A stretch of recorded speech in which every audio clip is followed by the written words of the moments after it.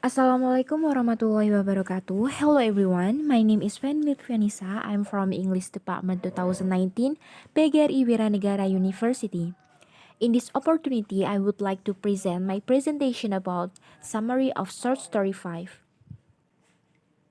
Contents 1. Title of the short story. 2. The result of the summary short story. Title of the short story. The title is The Landlady by Roald Dahl.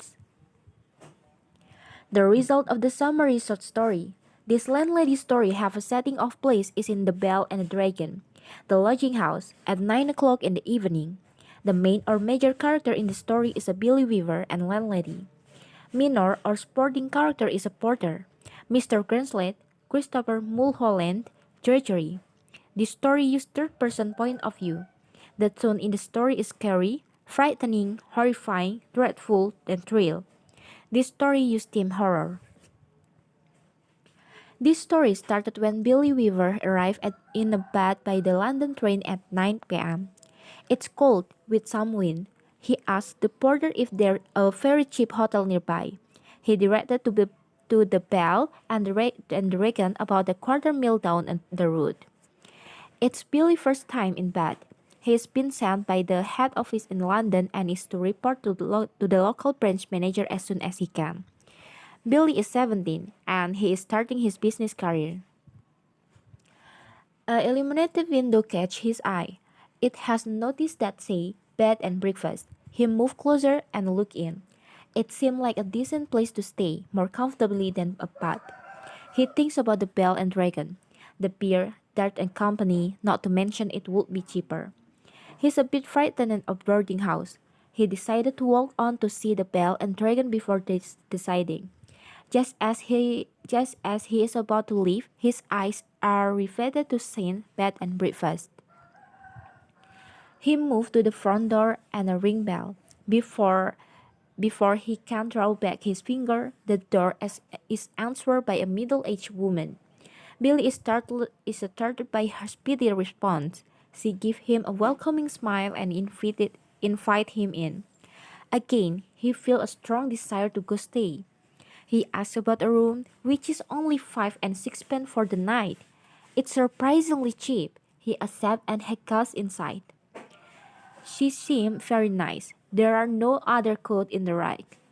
She says she doesn't get many visitors. This sounds odd to Billy. She says she chooses about whom she take in. Nevertheless, she always ready in case a suitable young gentleman come along like Billy. She led him up the stairs to the second floor, showing him small, charming room is comfortably prepared. She referred to him as Mr. Perkin and Billy corrected her. The landlady said she was beginning to worry, but Billy assured her there's no need. She asked him about supper. He said he is not hungry and is just going to the bed. She asked him to sign the guest book, as the law requires. Before going to sleep, she then left him to unpack. Billy doesn't mind that she ought. After all, she harmless and generous. She probably lost a son in the war and was still dealing with it. He goes down to the living room. It's cozy, and the dog still sleeps by the fire. He writes in the guest book.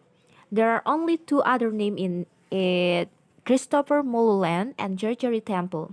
Both names seem familiar to him. He scanned his memory, but he can't place them. The landlady entered with a tea tray. Billy asked about the two men, whether they were famous for anything. She doesn't think so, but they were handsome like Billy. He point out the date of their visit, 2 and 3 years ago.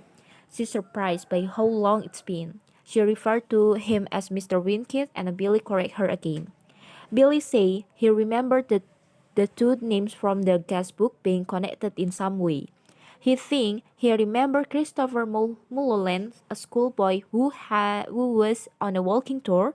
She say it couldn't be one who stayed with her. She invited Billy to sit by her to have his tea.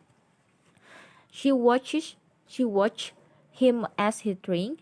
Billy catch a scent from her liveliness, new leader or the corridor of a hospital. The landlady say Mr. Mulholland loved his tea and drank a lot of it. Billy say he must have left very recently. She claimed he never left, and neither did Mr. Temple. They are both staying on the third floor. She say Mr. Mulholland was also 17 and Mr. Temple was 28. They're silent for a while. Billy say the bird had him fooled from outside. He thought it was alive. The landlady says she stuffed it, along with her little vessel. Billy looked at the dog caught by the fire and realized it's also been stuffed. He has some admiration for the skill involved. She says she stuffed all her little pets when they die. She offered more tea, but Billy declined. It tastes faintly of bitter almonds, and he didn't really care for it. She confirmed that he's seen the book. The way she the way she can check his name if she forget. The way she does Mr. Mulholland and Mr. Temple. Billy asked if there have been any other guests in the past 3 years. She smiled gently at him and said no, only him and only him. This story have message for the readers that is we should not be gullibility by anything. That's all for me. Thank you for your attention. Wassalamualaikum warahmatullahi wabarakatuh.